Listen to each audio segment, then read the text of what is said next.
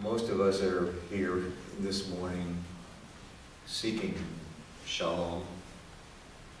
Shalom means peace, but shalom also means wholeness. It means completeness.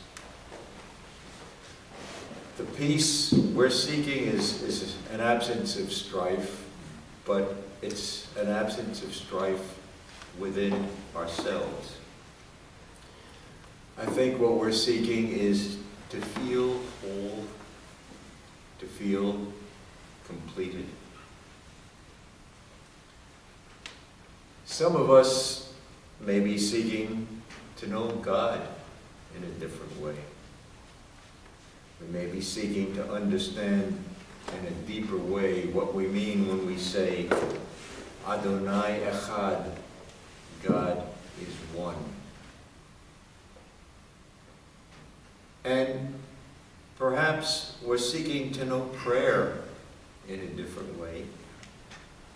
We know prayer is praise, we know prayer as thanksgiving, we know prayer as petition, request, but prayer can also be wordless. It can be a wordless communication with the sacred, a communing with the transcendent. This morning, we'll be creating a sacred peacefulness, kind of a fragile quiet. And in order to try to preserve it, we won't be having conversation and we won't be having discussion. There'll be a lot of quiet, there'll be a lot of chanting. We'll be closing the doors in just a few minutes, and please understand that if you have to leave, we won't be able to let you come back in later. I hope you're comfortable taking off your shoes, feeling the ground underneath your feet. If you have any constricting clothing at all, just loosen it up. Focus is to be comfortable.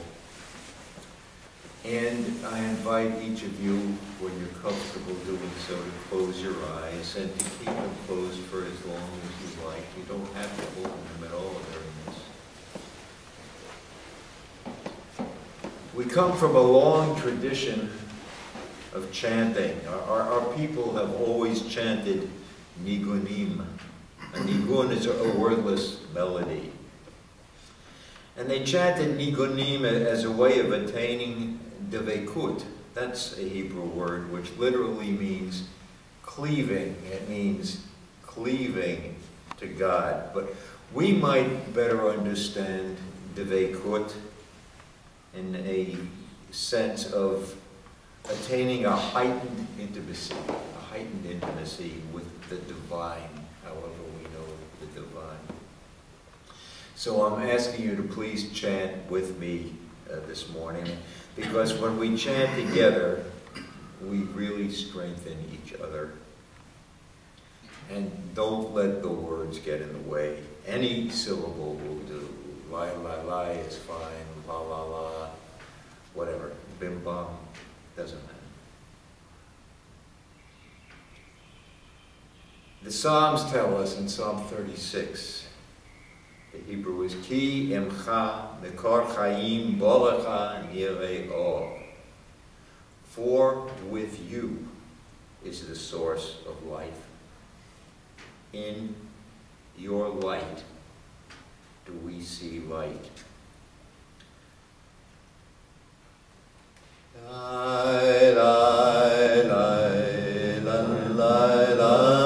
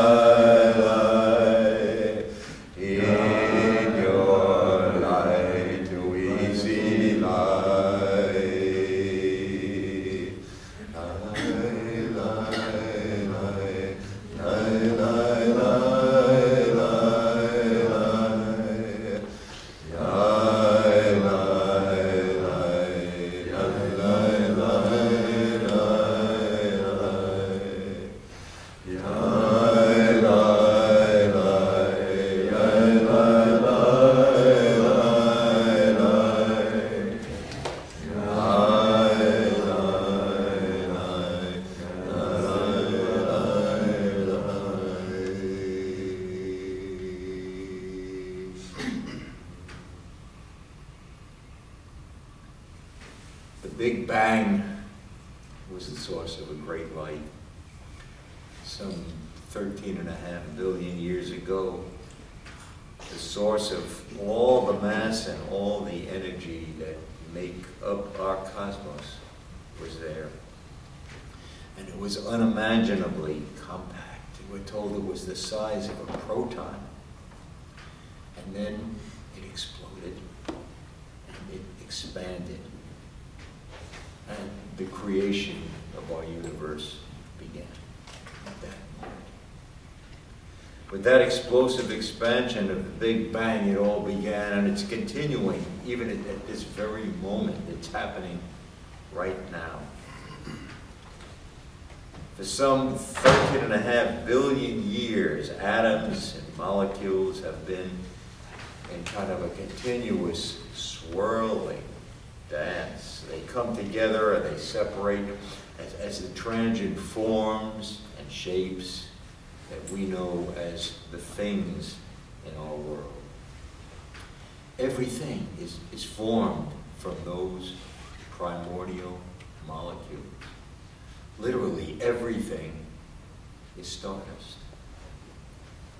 Everything in the cosmos has had the same beginning, and therefore it's linked to everything else in the cosmos. Everything, each of us, is part of the oneness of the cosmos. One way of knowing God is that God is the web by which everything in the cosmos is connected to everything in the cosmos.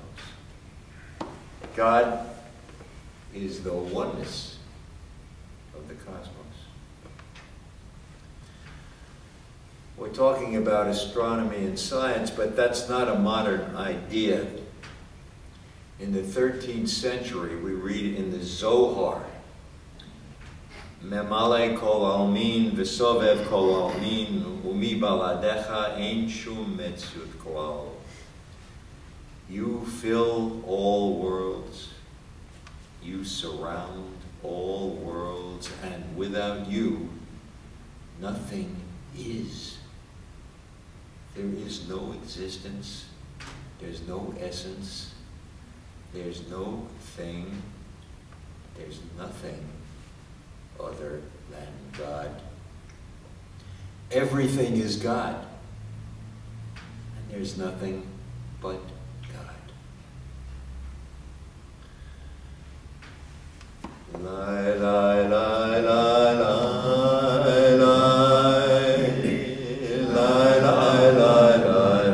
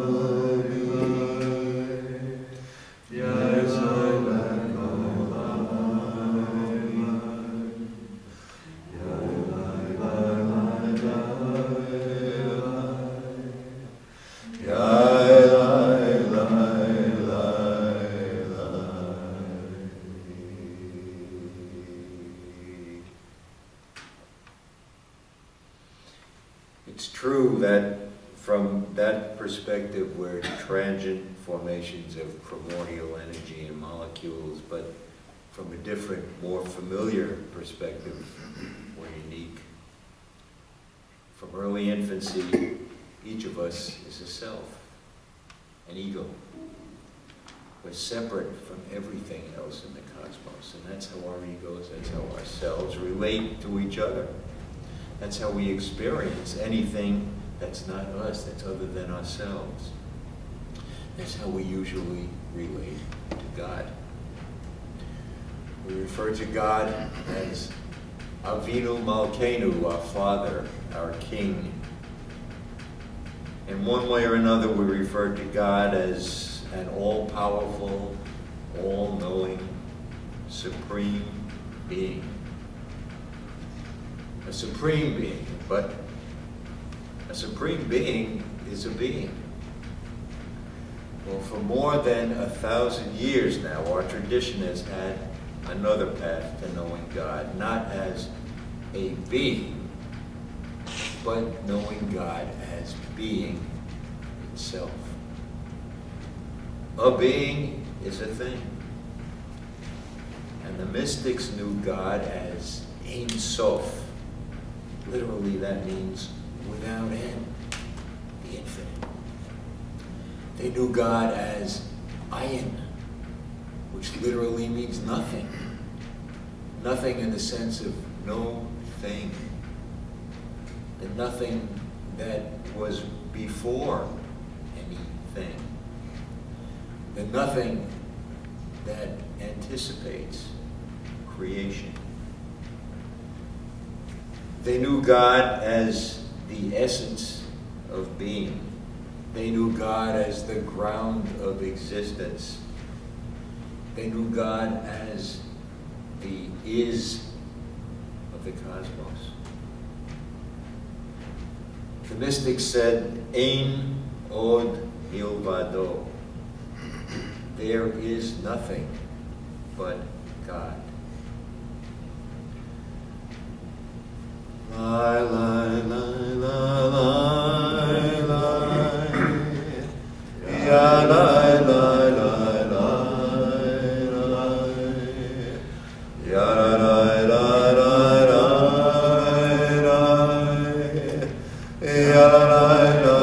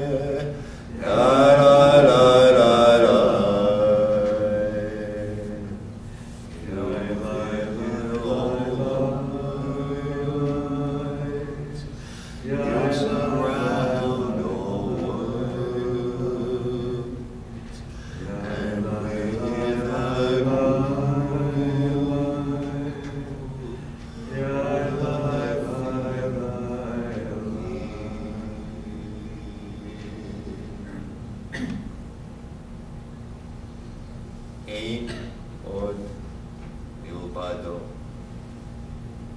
There is nothing but God. Well, if you think of God as a vast, infinite sea, then in that model you might think of yourself as a wave. See, everything is a wave then in the sea of God.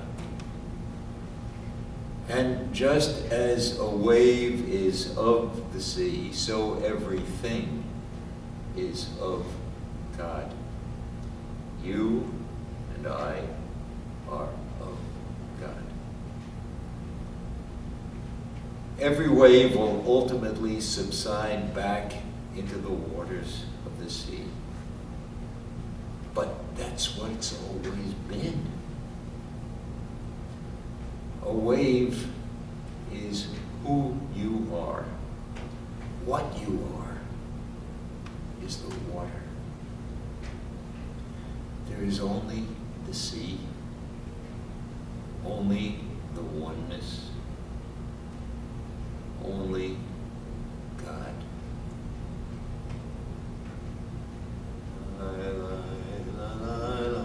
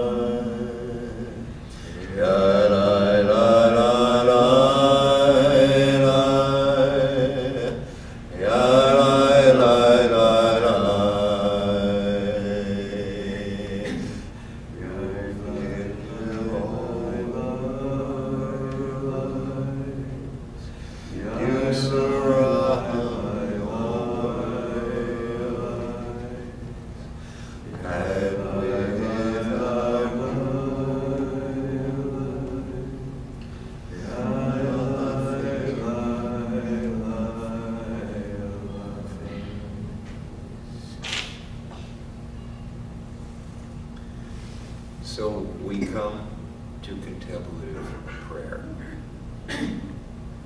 Contemplative prayer involves 2 steps. The first step is centering prayer. Centering prayer is our effort to be open to the oneness. Contemplative prayer is the second step, and contemplative prayer is being in the oneness. In centering prayer, we let go of all thoughts.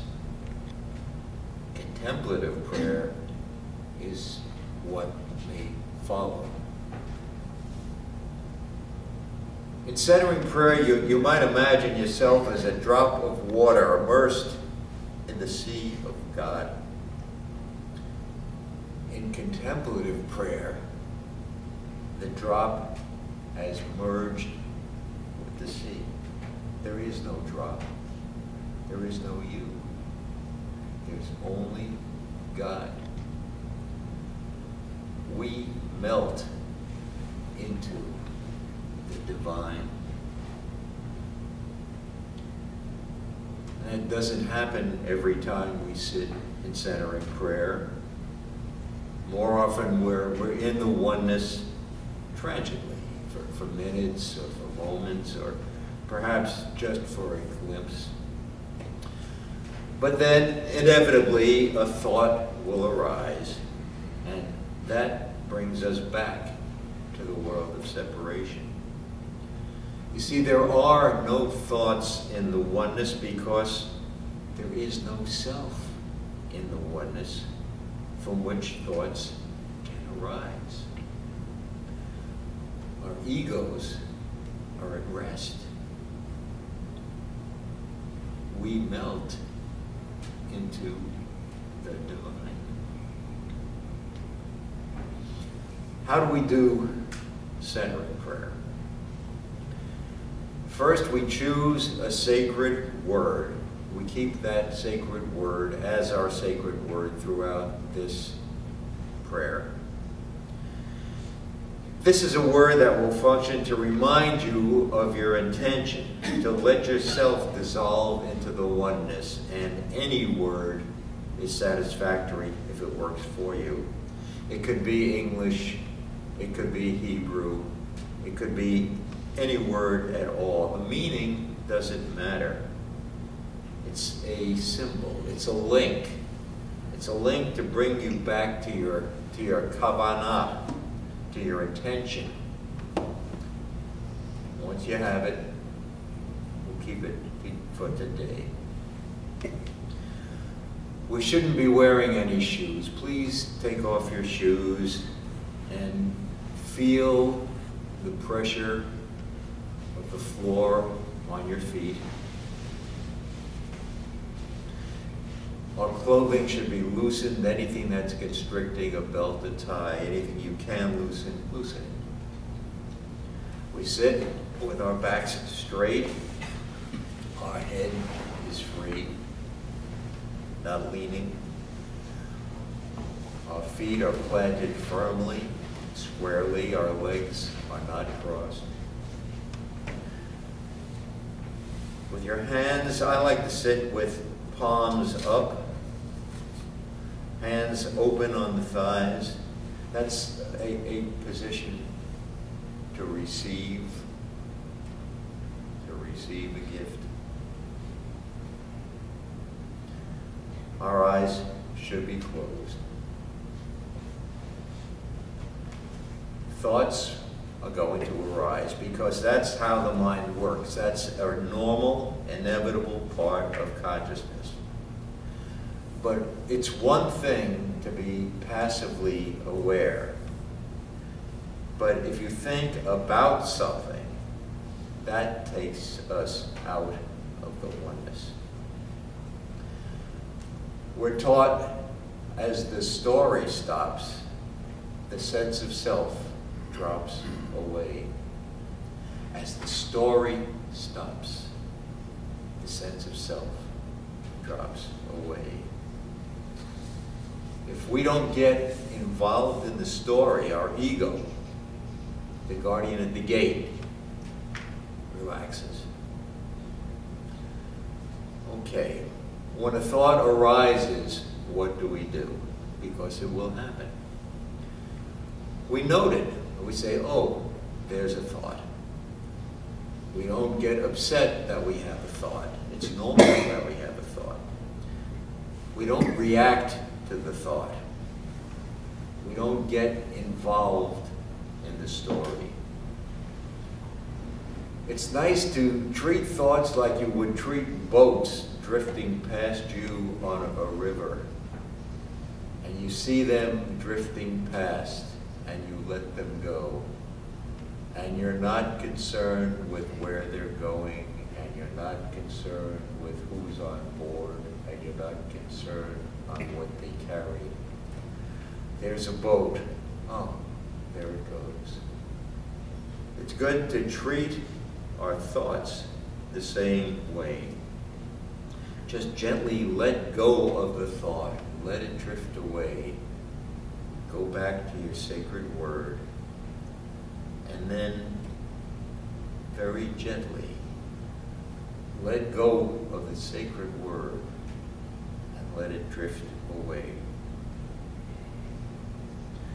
We're going to sit for 20 minutes, and during that 20 minutes, we may experience the oneness of contemplative prayer, or it may not happen, because we can't force it to come. All we can control is centering prayer. And you'll find that centering prayer is a deep and rewarding meditative experience. If there's nothing but centering prayer, that's what we've had. Contemplative prayer is a gift. Contemplative prayer is a blessing. I'll signal the beginning of our time to meditate with a chime.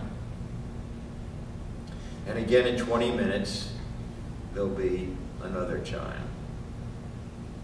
And then don't open your eyes immediately. Just stay in the oneness for a few moments longer. And we'll talk again then. So let's enter with a nigun. Lai, lai, lai, lai, lai, lai, ya, lai, lai, lai, lai, lai, ya, lai, lai, lai,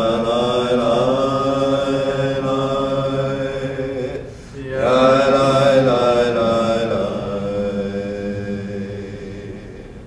ya, lai, lai, lai, lai, ya, lai, lai, lai, lai. La la la la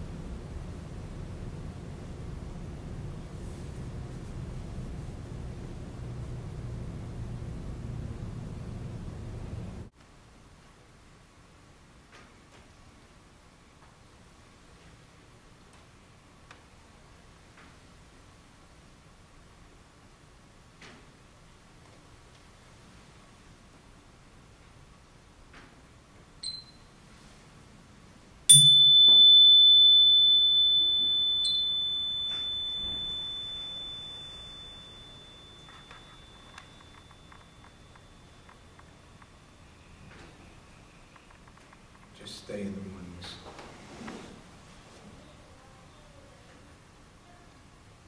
And in a moment, we'll gently and slowly open our eyes. And when we do, don't look at anything. Just see, just be aware of what you see. Slowly and gently open our eyes.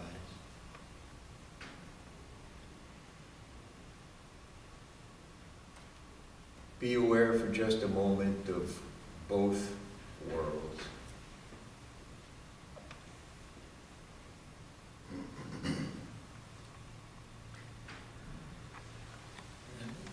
Slowly we come back to the world of separation.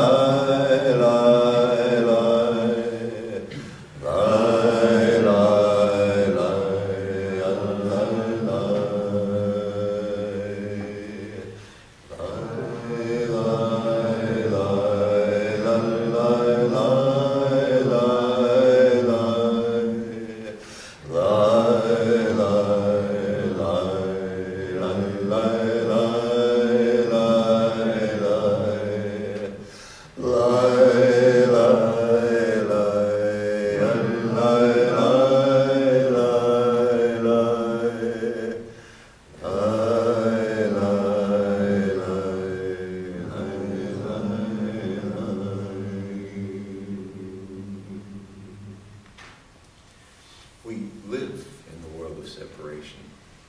The world that we experience is not an illusion, it's real. But the oneness that you've glimpsed, that we may have shared, also is not an illusion, it's also real.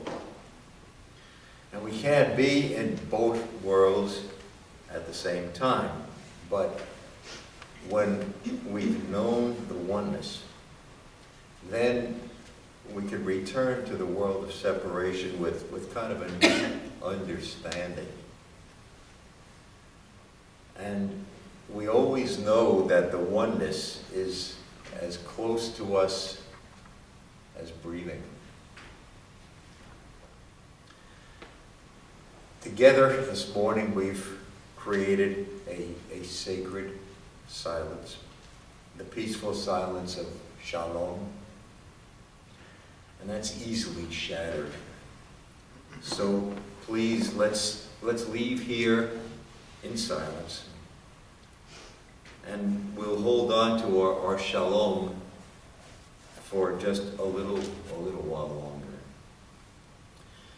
I wish each of you Gamar Chatima Tova, may you be sealed in the book of life for